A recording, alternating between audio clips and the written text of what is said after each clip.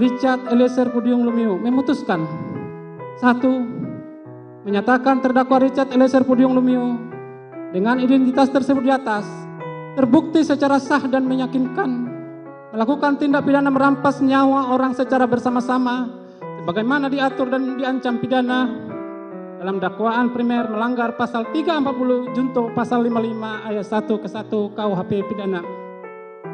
2. Menjatuhkan pidana terhadap terdakwa Richard Eliezer Pudium Lumiu dengan pidana penjara selama 12 tahun dengan perintah agar terdakwa tetap ditahan, dipotong masa penangkapan